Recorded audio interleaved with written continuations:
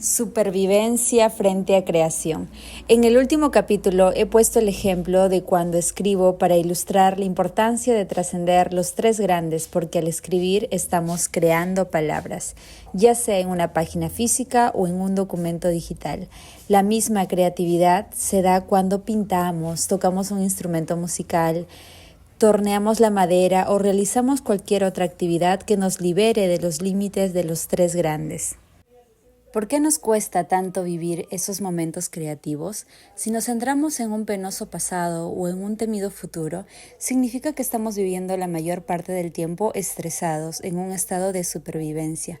Tanto si estamos obsesionados con la salud, la supervivencia del cuerpo, el pago de la hipoteca, la necesidad de sobrevivir en un espacio que nos proteja del entorno exterior, o el tiempo que nos falta para hacer lo necesario para sobrevivir.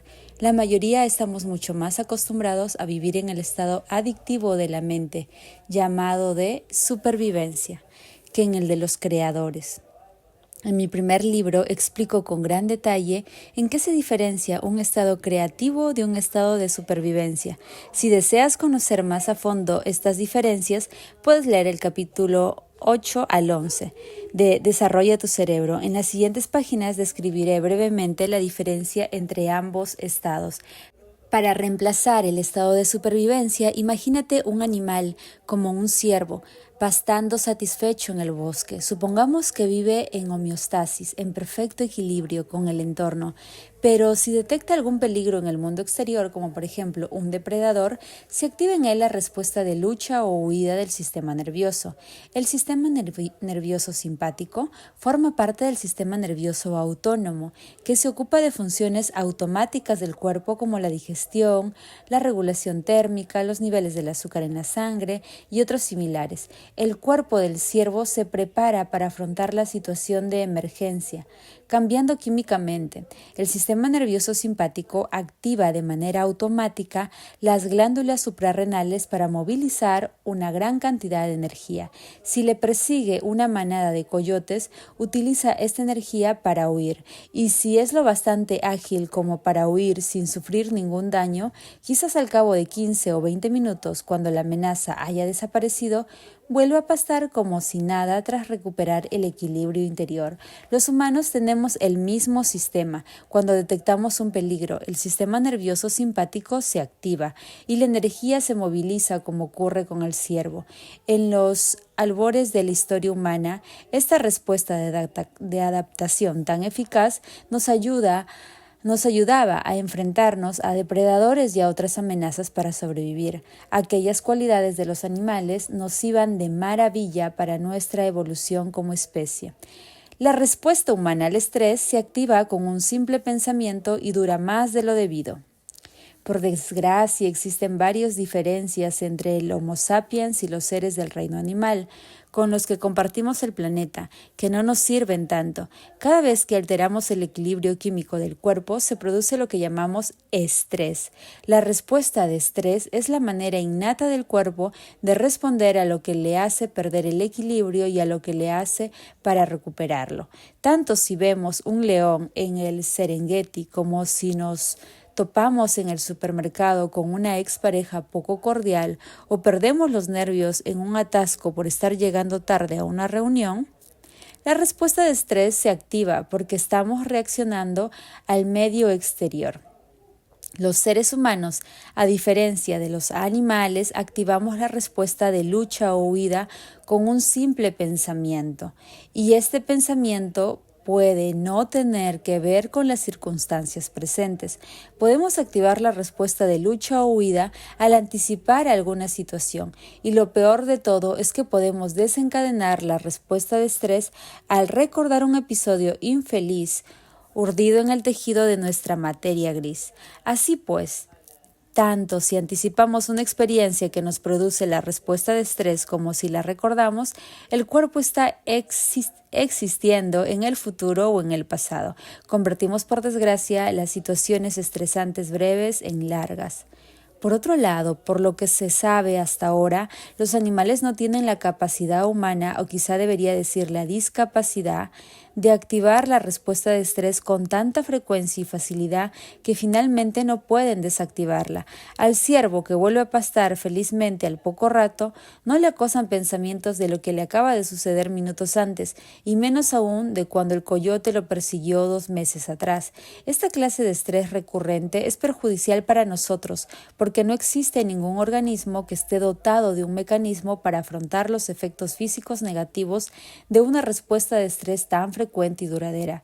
Es decir, ningún ser puede evitar las consecuencias de vivir una situación de emergencia prolongada. Cuando activamos la respuesta de estrés y no podemos desactivarla, el cuerpo acaba fallando. Pongamos que estás activando constantemente el sistema de lucha o huida por alguna circunstancia amenazadora de tu vida, ya sea real o imaginada. Mientras el corazón te late con furia en el pecho, bombeando un montón de sangre hacia las extremidades del cuerpo, pierde el equilibrio homeostático. El sistema nervioso te prepara para huir o luchar. Pero afrontémoslo.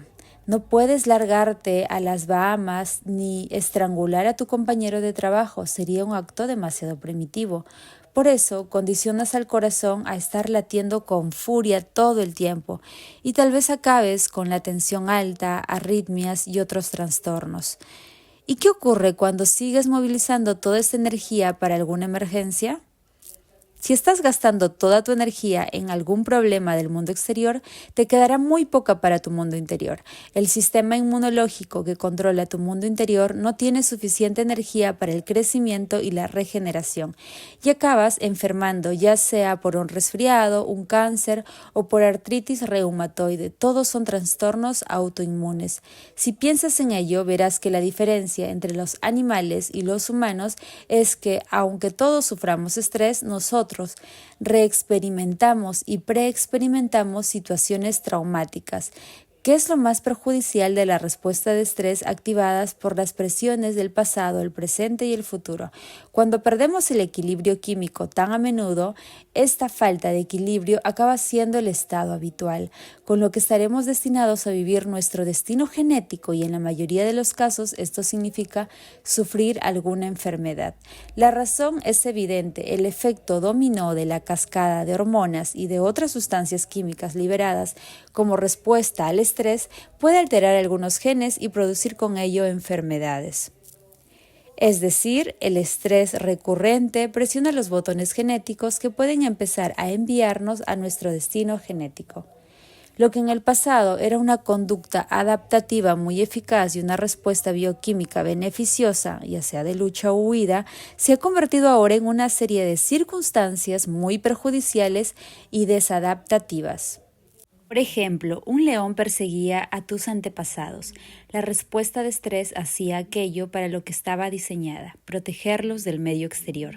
Esto es una conducta adaptativa, pero si durante días y días te preocupas por el ascenso, te obsesionas con tu presentación para ocupar un cargo superior o te angustias por tu madre hospitalizada, estas situaciones crean las mismas sustancias químicas que si te estuviera persiguiendo un león. Esto es una conducta desadaptativa. Cuando este estado de emergencia dura demasiado, la respuesta de lucha o huida usa la energía que tu medio interno necesita. El cuerpo le roba esta energía vital al sistema inmunológico, al sistema digestivo y a los sistemas endocrinos, entre otros, y se la envía a los músculos para que puedas luchar contra un depredador o huir del peligro. Pero en tu situación esto solo te perjudica. Desde una perspectiva psicológica, la sobreproducción de hormonas del estrés genera emociones humanas de ira, miedo, envidia y odio, fomenta sentimientos de agresividad, frustración, ansiedad e inseguridad y provoca experiencias de dolor, sufrimiento, tristeza, desesperanza y depresión. La mayoría de la gente se pasa la mayor parte del tiempo preocupándose con pensamientos y sentimientos negativos. ¿Es porque la mayoría de las cosas que nos ocurren son negativas? Claro que no. Tiene una actitud tan negativa porque viven anticipando el estrés o reexperimentándolo con los recuerdos. Por eso la mayoría de sus pensamientos y sentimientos están motivados por las fuertes hormonas del estrés y la supervivencia. Cuando se activa la respuesta de estrés, nos centramos en 3 elementos muy importantes: El cuerpo, debo protegerlo. El entorno, ¿a dónde puedo ir para huir de la amenaza? Tiempo, ¿cuánto tiempo tengo para evitar esta amenaza? Los humanos estamos tan dominados por los tres grandes porque vivimos en un estado de supervivencia. La respuesta de estrés y las hormonas que secreta nos obligan a centrarnos y obsesionarnos en el cuerpo, el entorno y el tiempo. Por eso empezamos a definir nuestro yo en el marco del reino físico. Nos volvemos menos espirituales, menos conscientes, menos atentos y menos lúcidos.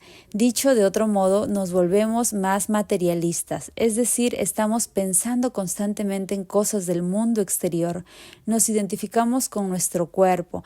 El mundo exterior acapara toda nuestra atención porque es en él que estas sustancias químicas nos obligan a fijarnos. Todo aquello que poseemos, la gente que conocemos, los lugares que visitamos, los problemas que afrontamos, los peinados que no nos gustan, las partes de nuestro cuerpo, los kilos que pesamos, nuestro aspecto comparado con el de los demás, cuánto tiempo tenemos o nos falta. Ya te habrás hecho una idea de lo que quiero decir. Y recordamos quién somos basándonos sobre todo en lo que conocemos y hacemos. Vivir en un estado permanente de supervivencia hace que nos centremos en el 0,00001% de la realidad en lugar de hacerlo en el 99.99999%. Vivir en el estado de supervivencia como alguien. La mayoría de las personas solemos vernos como alguien, pero los tres grandes no tienen nada que ver con quiénes somos. En realidad, somos una conciencia conectada a un campo cuántico de inteligencia. Cuando nos convertimos en ese alguien, en ese yo físico materialista, viviendo en un estado de supervivencia, nos olvidamos de quién somos realmente. Nos desconectamos del campo universal de inteligencia y creemos estar separados de él. Cuanto más vivimos condicionados por las hormonas del estrés, más se convierte el torrente de sustancias químicas en nuestra identidad. Si creemos ser únicamente seres físicos, nos percibiremos solo con nuestros sentidos físicos. Y cuanto más usamos los sentidos para definir nuestra realidad, más dejamos que la determinen. Somos prisioneros de una mentalidad newtoniana en la que intentamos prever el futuro basándonos en experiencias pasadas. Recuerda que el modelo newtoniano de la realidad se basa en prever un resultado. Ahora estamos intentando controlar nuestra realidad en lugar de dejar que algo superior se ocupe de ella. Todo cuanto hacemos es tratar de sobrevivir. Si el modelo cuántico de la realidad lo define todo como energía, ¿por qué nos percibimos más como seres físicos que como seres de energía? Se podría decir que las emociones de supervivencia, las emociones son energía en movimiento, tienen una frecuencia o una vibración más baja. Vibran con una longitud de onda más lenta y por lo tanto fomentan lo físico. Nos volvemos más densos, pesados y corpóreos porque esta energía nos hace vibrar con más lentitud. El cuerpo se vuelve literalmente compuesto por más masa y menos energía, por más materia y menos mente. Por eso tiene sentido que si inhibimos nuestras emociones de supervivencia más primitivas y empezamos a superar nuestra adicción a ellas, nuestra frecuencia energética subirá y tendremos menos a apegarnos al cuerpo. En cierto modo, cuando el cuerpo se ha convertido en la mente, podemos liberar la energía del cuerpo en el campo cuántico. A medida que nuestras emociones se vuelven más elevadas, nuestra conciencia sube de nivel, está más cerca de la fuente y nos sentimos más conectados a la inteligencia universal. Adictos a ser alguien. Cuando se activa la respuesta de estrés por una amenaza real o evocada, el organismo se inunda de una cascada de sustancias químicas para darnos un montón de energía, despertando momentáneamente el cuerpo y ciertas regiones del cerebro para que nos centremos en los tres grandes. Es una experiencia muy adictiva porque es como tomarse un expreso triple. Durante unos momentos nos sentimos muy excitados. Con el tiempo, sin darnos cuenta, nos volvemos adictos a nuestros problemas, circunstancias adversas o relaciones poco sanas de nuestra vida. Mantenemos estas situaciones para alimentar nuestra adicción a las emociones de supervivencia y poder así recordar ese alguien que creemos ser. Nos encanta sentir el torrente de energía generado por nuestros problemas. Además, asociamos este subidón emocional con cada persona, cosa, lugar y experiencia del mundo exterior que nos resulta conocido y familiar. También nos volvemos adictos a estos elementos del entorno exterior, nos identificamos con él. Si aceptamos que la respuesta de estrés se puede activar con un simple pensamiento, es lógico que estemos sintiendo el mismo torrente adictivo de sustancias químicas que si nos estuviera persiguiendo un depredador. Por eso, sin darnos cuenta, nos volvemos adictos a los pensamientos que nos hacen liberar adrenalina y nos cuesta mucho cambiar de mentalidad. Pensar más allá de lo que sentimos o de manera distinta a la habitual nos resulta demasiado incómodo. En cuanto nos privamos de la sustancia a la que nos hemos enganchado, en este caso, los pensamientos y sentimientos conocidos vinculados a nuestra adicción emocional. Ansiamos volver a tenerlos, experimentamos la sensación de no poder vivir sin ellos y un montón de vocecitas interiores nos instan a no cambiar. Por eso seguimos encadenados a nuestra realidad habitual. Nuestros pensamientos y sentimientos, que son en su mayoría limitadores, nos hacen volver a los problemas, las condiciones, los factores estresantes y las malas decisiones que desencadenaron la reacción de lucha o huida. Seguimos rodeados de todos estos estímulos negativos para poder activar la respuesta de estrés, porque esta adicción refuerza nuestra idea de quién somos, reafirma nuestra identidad personal, es decir, la mayoría nos hemos vuelto adictos a los problemas y las condiciones de nuestra vida que nos producen estrés, tanto si es por un trabajo mal remunerado o una relación sentimental insatisfactoria. No queremos resolver nuestros problemas porque reafirman nuestra imagen de ser alguien, alimentan nuestra adicción a las emociones de baja frecuencia. Y lo peor de todo es que vivimos temiendo que si estos problemas desaparecieran no sabríamos qué pensar ni qué sentir, ni experimentaríamos el torrente de energía que nos hace recordar quién somos. A la mayoría de personas nos aterra la posibilidad de no ser alguien. Qué horrible nos parece ser nadie, carecer de identidad. El yo egoísta. Como puedes ver, lo que identificamos como nuestro yo existe en el contexto de la asociación emocional colectiva con nuestros pensamientos y sentimientos, nuestros problemas y todos esos elementos de los tres grandes. No es de extrañar que nos cueste tanto mirar en nuestro interior y dejar atrás la realidad que hemos creado. ¿Cómo íbamos a saber quién somos si no fuera por el entorno, el cuerpo y el tiempo? Por eso dependemos tanto del mundo exterior, nos limitamos usando los sentidos para definir y cultivar las emociones a fin de recibir la respuesta fisiológica que reafirma nuestras adicciones personales. Hacemos todo esto para sentirnos humanos. Cuando nuestra respuesta de supervivencia es demasiado exagerada en cuanto a lo que está ocurriendo en nuestro mundo exterior, este exceso de hormonas de la respuesta de estrés hace que nos obsesionemos con los parámetros del yo y nos volvemos demasiado egoístas. Nos obsesionamos con nuestro cuerpo o con un aspecto del entorno y vivimos siendo esclavos del tiempo. Nos quedamos atrapados en esta realidad en concreto y creemos ser incapaces de cambiar, de suprimir el hábito de ser el de siempre. Estas exageradas emociones de supervivencia hacen que un ego sano, el ego al que nos referimos cuando decimos yo, pierda el equilibrio. Cuando el ego está en peligro, su tarea es asegurarse de que estamos protegidos y a salvo en el mundo exterior. Por ejemplo, el ego se asegura de que no nos acerquemos demasiado a una hoguera o al borde de un precipicio. Cuando el ego está equilibrado, su instinto natural es el de protegernos.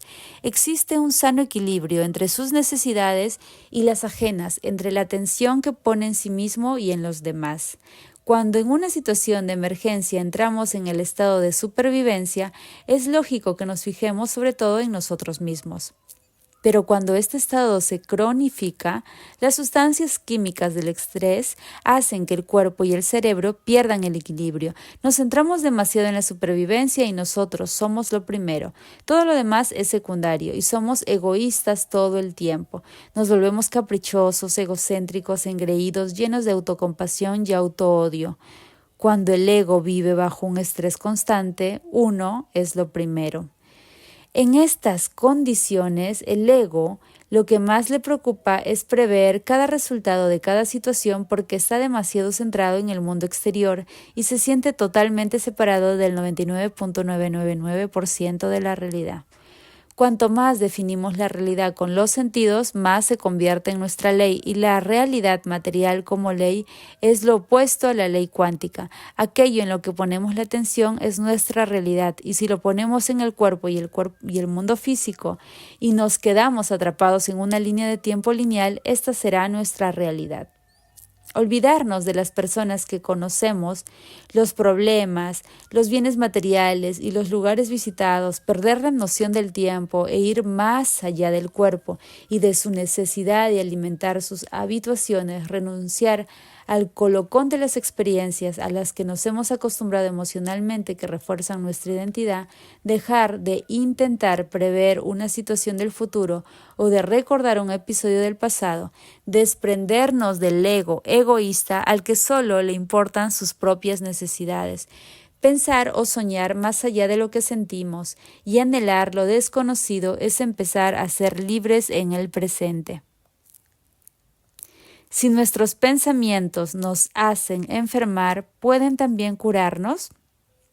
Vamos a dar un paso más. Como he señalado antes, un simple pensamiento puede activar la respuesta de estrés. También he mencionado el hecho científico de que las sustancias químicas asociadas al estrés activan unos genes en particular al crear un entorno muy duro para las células, lo cual puede generar enfermedades. Por eso es lógico que nuestros pensamientos puedan hacernos enfermar. Si nos hacen enfermar, ¿pueden también curarnos?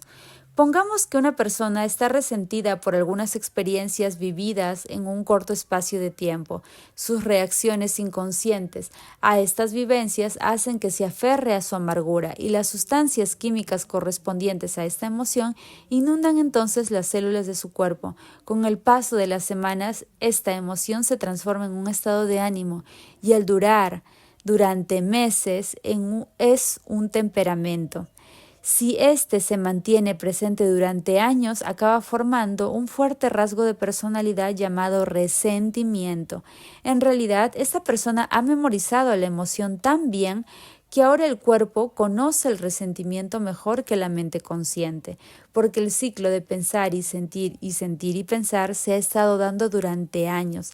Ahora que sabes que las emociones son la huella química de una experiencia, ¿no te parece que mientras esta persona siga aferrada al resentimiento, su cuerpo continuará reaccionando como si estuviera viviendo los episodios de años atrás que lo causaron?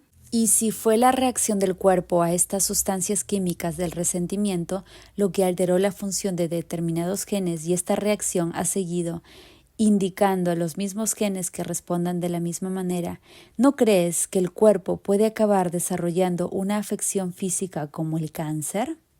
Si es así, es posible que en cuanto esta persona desmemorice la emoción del resentimiento, al dejar de tener los pensamientos que la crearon y viceversa, su cuerpo, como mente inconsciente, se libere de esta adicción emocional. Con el tiempo dejará de indicarles lo mismo a los genes.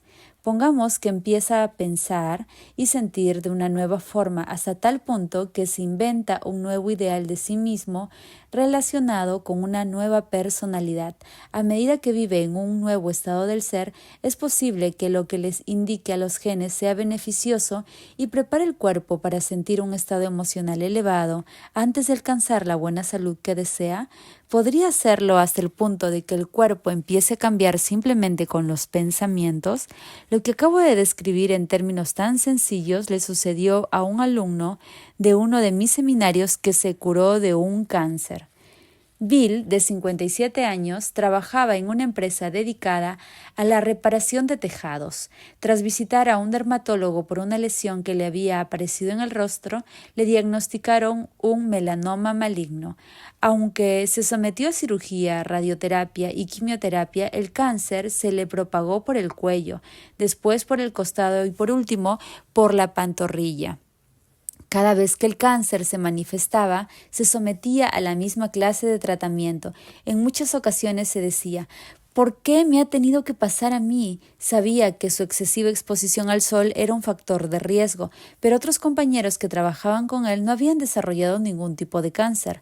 Se obsesionó con esta injusticia. Después de recibir el tratamiento en el costado izquierdo, se preguntó si sus pensamientos, emociones y conductas habían contribuido a su enfermedad. Mientras reflexionaba sobre ello, descubrió de pronto que durante más de 30 años había estado resentido, pensando y sintiendo que siempre tenía que renunciar a lo que quería por el bien de los demás. Por ejemplo, al terminar los estudios en el instituto, había querido ser un músico profesional, pero cuando su padre sufrió una lesión que le impidió seguir trabajando, tuvo que unirse a la empresa familiar dedicada a la reparación de tejados. A pesar de los años, seguía reexperimentando la misma horrible sensación que cuando le dijeron que debía renunciar a sus aspiraciones. Su cuerpo seguía viviendo en el pasado. Este episodio estableció un patrón de sueños rotos en su vida. Siempre que algo le salía mal, como cuando el sector de la construcción cayó en picado, justo después de expandir él su negocio, le echaba la culpa a alguien o a algo. Bill había memorizado tanto la pauta de la respuesta emocional de la amargura que ésta se acabó convirtiendo en un rasgo de su personalidad, en un programa inconsciente. Su estado del ser había estado indicando lo mismo a los mismos genes durante tanto tiempo que habían creado la enfermedad que ahora sufría. Bill no podía permitir que su entorno le siguiera controlando. Las personas, los lugares y las influencias en su vida siempre le habían estado dictando cómo pensar, sentir y actuar. Intuyó que para romper los vínculos que mantenía con su antiguo yo y reinventar uno nuevo debía apartarse de su entorno habitual. Decidió hacer un retiro durante 2 semanas en Baja, México, alejado de su familia. Las 5 primeras mañanas se dedicó a observar lo que pensaba cuando se sentía resentido. Se volvió un observador cuántico de sus pensamientos y sentimientos y tomó conciencia de su mente inconsciente. Después observó su conducta y sus acciones inconscientes de antes. A partir de entonces decidió que todo lo que pensara, hiciera o sintiera estaría lleno de afecto hacia sí mismo. Tras la primera semana de vivir en este estado de plena atención, Bill se sintió libre porque había liberado a su cuerpo de la adicción emocional al resentimiento. Al dejar de tener los mismos pensamientos y sentimientos de siempre que influían en su conducta, impidió que las señales de las emociones de supervivencia hicieran que su cuerpo le llevara a pensar como de costumbre, y después usó la energía que su cuerpo había liberado para crear un nuevo destino. Durante las siguientes semanas se sintió tan bien que reflexionó sobre la nueva persona que quería ser y cómo respondería a la gente, los lugares y las influencias que lo habían estado controlando. Por ejemplo, decidió que cuando su mujer y sus hijos expresaran un deseo o necesidad, les respondería con bondad y generosidad en vez de hacerles sentir como una carga. Es decir, se centró en cómo quería pensar, actuar y sentir al enfrentarse a situaciones que antes eran un reto para él. Estaba creando una personalidad nueva, una mente nueva, un estado del ser nuevo. Bill empezó a poner en práctica lo que había decidido mientras hacía el retiro en la playa de Baja. Al poco tiempo advirtió que el tumor de la pantorrilla había disminuido. Una semana más tarde, cuando fue al médico, ya no tenía cáncer y sigue estando sano hasta el día de hoy. Al hacer que las neuronas se activaran de otras formas, cambió biológica y químicamente. Con ello, envió nuevas señales a nuevos genes y las células cancerosas no pudieron coexistir con la nueva mente, la nueva química interior y el nuevo yo. Antes estaba atrapado en las emociones del pasado, pero ahora vive en un nuevo futuro. El estado creativo, vivir como nadie. Al final del capítulo anterior he descrito brevemente qué es vivir en un estado creativo. Son los momentos en que estamos totalmente absortos en algo, en un estado de fluir, cuando nos olvidamos del entorno, el cuerpo y el tiempo, y la mente se aquieta. Vivir en este estado es vivir como nadie. ¿Te has dado cuenta de que cuando estás creando algo te olvidas de ti? Desconectas de tu mundo conocido, ya no eres alguien que asocia su identidad con los objetos que posees, las personas que conoces, las tareas que realizas y los distintos lugares donde viviste en determinadas épocas. Se podría decir que cuando estás en un estado creativo te olvidas del hábito de ser tú, te despojas de tu ego egoísta y te vuelves altruista. En esos momentos has ido más allá del tiempo y el espacio y te has convertido en conciencia pura e inmaterial. En cuanto ya no estás conectado al cuerpo, ya no sigues centrándote en las personas, los lugares o las cosas de tu entorno exterior. Vives más allá del tiempo lineal. Estás cruzando la puerta del campo cuántico. Como no puedes entrar en él como alguien, debes hacerlo como nadie. Tienes que dejar el ególatra afuera y entrar en el reino de la conciencia como pura conciencia. Y como he dicho en el capítulo 1, para cambiar tu cuerpo, para estar más sano, algo en tus circunstancias exteriores, quizás un nuevo trabajo o una nueva relación o tu línea de tiempo hacia una posible realidad futura, debes convertirte en sin cuerpo, sin espacio, sin tiempo. El mejor consejo es, para poder cambiar cualquier aspecto de tu vida, cuerpo, entorno o tiempo, debes trascenderlo. Para poder controlar los tres grandes, debes dejarlos atrás.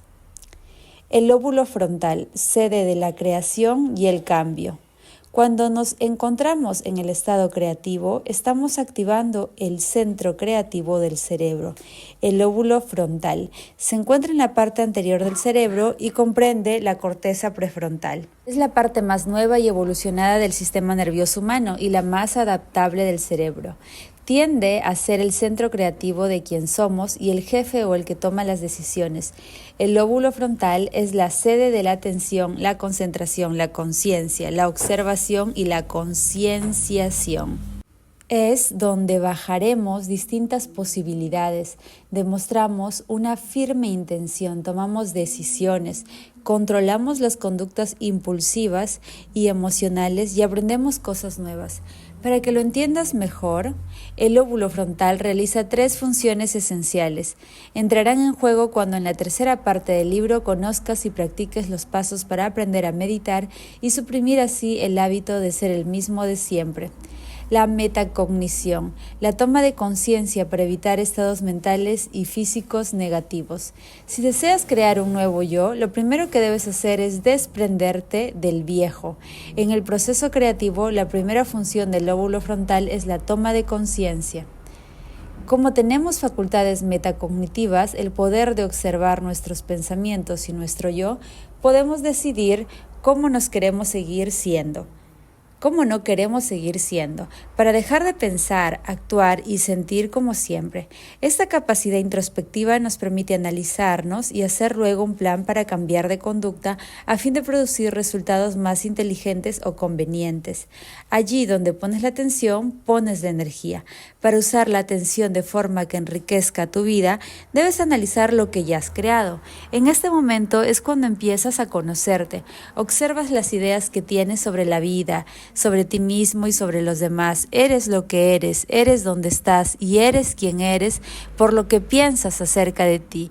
Tus ideas son los pensamientos que sigues aceptando de manera consciente o inconsciente como la ley en tu vida. Afectan tu realidad tanto si eres consciente de ellos como si no. Si deseas una nueva realidad personal en tu vida, empieza a observar todos los aspectos de tu personalidad actual, como los elementos que la componen actúan, sobre todo a nivel inconsciente. como programas automáticos. Debes mirar en tu interior y observar esos elementos de los que seguramente no eres consciente. Dado que tu personalidad se compone de cómo piensas, actúas y sientes, observa tus pensamientos inconscientes, tu conducta refleja y tus reacciones emocionales automáticas para ver si son verdaderos y si quieres seguir invirtiendo tu energía en ellos. Ser consciente de los estados mentales y físicos inconscientes exige fuerza de voluntad, un propósito y una gran atención. Si te vuelves más consciente, estarás más atento, y si estás más atento, serás más consciente. Si te vuelves más consciente, advertirás más cosas, y si adviertes más cosas, aumentará tu capacidad de observarte a ti mismo y a los demás, de observar tanto los elementos internos como externos de tu realidad, y cuanto más observas, más consciente te vuelves de tu mente inconsciente. El objetivo de la autoconciencia es evitar que se dé de manera automática cualquier pensamiento, acto o emoción que ya no desees experimentar, y con el tiempo tu capacidad para evitar estos estados del ser hará que los circuitos neurales relacionados con tu anterior personalidad dejen de activarse y conectarse. Y al no volver a crear la misma mente a diario, eliminas la configuración vinculada al antiguo yo, y además al dejar de tener los sentimientos relacionados con esos pensamientos, ya no le sigues señalando lo mismo a los genes. Impides que tu cuerpo continúe reafirmándose como la misma mente. Este proceso te permite empezar a desprenderte de tu mente. A medida que aprendes a conocer los aspectos de tu antiguo yo, te vuelves más consciente. Tu objetivo es desaprender lo que estabas acostumbrado a hacer y usar la energía liberada para crear una vida nueva, una personalidad nueva. Porque si sigues con la misma personalidad, no podrás crear una nueva realidad personal. Debes convertirte en otra persona. La metacognición es tu primera tarea para dejar atrás el pasado y crear un nuevo futuro. Crea una mente nueva para poder pensar en una nueva forma de ser. La segunda función del lóbulo frontal es crear una mente nueva para eliminar los circuitos neurales producidos por la forma en que tu cerebro se ha estado activando durante tantos años y prepararlo para que cree otros nuevos. Al reservarnos un tiempo y un espacio para pensar en una nueva forma de ser es cuando el lóbulo frontal se dedica a crearla. En esos momentos nos imaginamos nuevas posibilidades y nos hacemos preguntas importantes sobre lo que de verdad queremos, cómo y quién deseamos ser y qué es lo que queremos cambiar de nosotros mismos y de nuestras circunstancias. Como el lóbulo frontal tiene conexiones con otras partes del cerebro, puede escanear todos los circuitos neurales para unir a la perfección los retazos de información almacenados en forma de circuitos de conocimientos y experiencia, y luego selecciona y elige los circuitos neurales que desea y los combina en una diversidad de formas para crear una mente nueva. Crea un modelo o una representación interior que vemos como la imagen del resultado que deseamos. Por eso es lógico que cuanto más conocimientos adquiramos, más variadas serán las redes neurales creadas y más podremos soñar con modelos más complejos y detallados. Para empezar a dar este paso de la creación es bueno entrar en un estado de curiosidad, contemplación, búsqueda de posibilidades, reflexión o especulación, haciéndote algunas preguntas importantes. Las preguntas abiertas son el método más estimulante para que la mente fluya. ¿Cómo sería si? ¿Cuál es una mejor forma de? ¿Qué sucedería si yo fuera esta persona viviendo en esta realidad? ¿Qué personaje histórico admiro y cuáles son sus rasgos admirables? Las respuestas crearán una mente nueva porque mientras las respondes con sinceridad, tu cerebro empieza a funcionar de distintas maneras y al comenzar a repasar mentalmente nuevas formas de ser, vas renovando los circuitos neurológicos hasta crear una mente nueva y cuanto más renueves tu mente, más cambiará tu cerebro y tu vida. Tanto si deseas ser rico como un mejor progenitor o un gran mago, lo mismo da en este caso. Te aconsejo que te llenes el cerebro de conocimiento sobre el tema que te interesa, porque así dispondrás de más componentes básicos para crear un nuevo modelo de la realidad que deseas vivir. Cada vez que adquieres información, añades nuevas conexiones sinápticas que te sirven como materia prima para cambiar el hábito del cerebro de activarse igual que siempre. Cuantas más cosas aprendes, más municiones tienes para destruir tu antigua personalidad.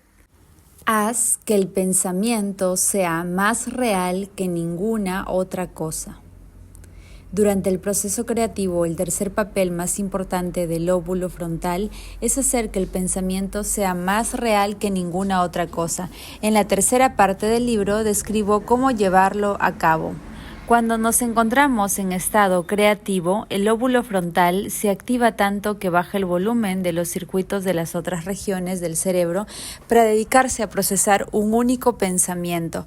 Como el lóbulo frontal es el jefe que actúa de mediador con el resto del cerebro, puede observar toda la geografía, así que baja el volumen de los centros sensoriales responsables de la sensación del cuerpo, de los centros motrices responsables de los movimientos físicos, de los centros asociativos donde existe nuestra identidad y de los circuitos que procesan el tiempo para silenciarlos. Al haber tan poca actividad neural, se podría decir que en estos momentos no hay una mente para procesar los estímulos sensoriales. Recuerda que mente es el cerebro en acción, ni para activar los movimientos del cuerpo en el entorno, ni para asociar las actividades con el tiempo. En esos momentos no somos nadie, nos hemos convertido en nada, vivimos en el sin tiempo, somos pura conciencia. Cuando se activa el estado creativo en el que no se manifieste el ego o el yo tal como lo conocemos, estas regiones del cerebro se silencian. Cuando estás en estado creativo, el lóbulo frontal es el que manda. Se involucra tanto que tus pensamientos se convierten en tu realidad y tu experiencia. El lóbulo frontal se dedica de lleno a procesar lo que estás pensando en estos momentos. Cuando baja el volumen de las otras regiones del cerebro, nos desconecta de las distracciones. El mundo interior de los pensamientos se vuelve tan real como la realidad del mundo exterior. Tus pensamientos se registran neurológicamente y se almacenan en la arquitectura del cerebro como una experiencia. Si se da un buen proceso creativo, esta experiencia produce una emoción, como ya sabes, y empiezas a sentir como si ya estuvieras viviendo la situación en el presente. Eres una unidad con los pensamientos y sentimientos relacionados con la realidad deseada. Ahora vives en un nuevo estado del ser. Se podría decir que en esos momentos estás renovando tus programas subconscientes al preparar al cuerpo para una mente nueva. Despréndete de tu mente, libera tu energía. En el acto de creación, cuando nos convertimos en sin cuerpo, sin espacio y sin tiempo, ya no seguimos creando nuestra huella química habitual porque cambiamos de identidad. Ya no pensamos ni sentimos de la misma forma. Las redes neurales creadas por el estado de supervivencia dejan de activarse y la personalidad adicta a enviarle todo el tiempo, señales al cuerpo para que produzca hormonas del estrés, desaparece. Al poco tiempo, el yo emocional que vivía en estado de supervivencia deja de funcionar. En cuanto esto ocurre, desaparece nuestra identidad del antes, el estado del ser, relacionado con los pensamientos y sentimientos basados en la supervivencia. Como ya no somos la misma persona de siempre, la energía estancada en el cuerpo se libera. ¿A dónde va a parar esta energía que alimentaba el yo emocional? Como tiene que ir a alguna parte, se traslada a otro lugar. Esta energía en forma de emoción sube de los centros hormonales a la región del corazón, del camino al cerebro, y de pronto nos sentimos de maravilla, felices, expandidos, nos enamoramos de lo que hemos creado. Es cuando experimentamos nuestro estado natural del ser. Tan pronto como dejamos de invertir la energía en ese yo emocional estimulado por la respuesta de estrés, pasamos del egoísmo al altruismo. Al haber transmutado esta antigua energía en una emoción de frecuencia más alta, el cuerpo se libera de su atadura emocional. Nos elevamos por encima del horizonte para contemplar un nuevo paisaje. Ya no vemos la realidad condicionados por las emociones de supervivencia del pasado. Ahora vemos nuevas posibilidades. Somos observadores cuánticos de un nuevo destino, y esta liberación cura el cuerpo y libera la mente. Repasemos ahora la tabla de energía y la frecuencia que abarca desde las emociones de supervivencia hasta las emociones elevadas. Cuando desaparece la ira, la vergüenza o la lujuria, la energía liberada del cuerpo se transmuta en dicha, amor o gratitud. En este viaje para transmitir una energía más elevada, el cuerpo que habíamos preparado para ser la mente se vuelve menos mente y se transforma en una energía más coherente. La materia de la que está hecho el cuerpo vibra ahora a una frecuencia más alta y nos sentimos más conectados a algo superior. En pocas palabras, manifestamos más nuestra naturaleza divina. Cuando vives en el estado de supervivencia, estás intentando controlar o forzar un resultado. Esto es lo que el ego hace. Pero cuando vives en el elevado estado creativo, te sientes tan bien que ya no intentas analizar cómo o cuándo llegará el destino deseado. Confías en que se materializará porque ya lo has vivido con la mente y el cuerpo a nivel mental y emocional. Sabes que se hará realidad porque te sientes conectado a algo superior. Estás en un estado de gratitud porque te sientes como si la situación ya hubiera sucedido. Tal vez no conozcas todos los detalles del resultado deseado, cuándo sucederá, dónde y en qué circunstancias, pero confías en un futuro que no puedes ver ni percibir con los sentidos. Para ti ya ha ocurrido en el sin espacio, sin tiempo, sin cuerpo, de donde surge todo lo material.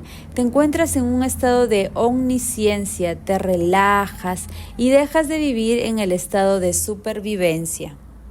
Anticipar o analizar cuándo, dónde o cómo sucederá la situación deseada solo te hará volver a tu identidad de antes. Eres tan feliz que no intentas descubrirlo. Los humanos solo tratamos de saber tales cosas cuando vivimos en el estado limitado de supervivencia. Al conservar este estado creativo en el que te has desprendido de tu antigua identidad, dejan de activarse juntas las células nerviosas que antes se conectaban juntas para crear tu antiguo yo. Es cuando tu antigua personalidad desaparece biológicamente. Los sentimientos vinculados a esa identidad que hacían que tu cuerpo manifestara la misma mente de siempre ya no envían las mismas señales a los mismos genes, y cuanto más trasciendes tu ego, más cambia la evidencia física de tu antigua personalidad. Dejas de ser la persona que eras. Al terminar de leer la primera parte del libro, has adquirido los conocimientos básicos para crear un nuevo yo. Sigamos adelante a partir de esta base. He descrito un sinnúmero de posibilidades, el concepto de que la mente subjetiva afecta a tu mundo objetivo, tu potencial para cambiar el cerebro y el cuerpo al ir más allá del entorno, el cuerpo y el tiempo, y la perspectiva de pasar del estado de supervivencia reactivo y estresante en el que vives, como si solo el mundo exterior fuera real, al mundo interior del creador. Espero que ahora veas estas posibilidades como posibles realidades.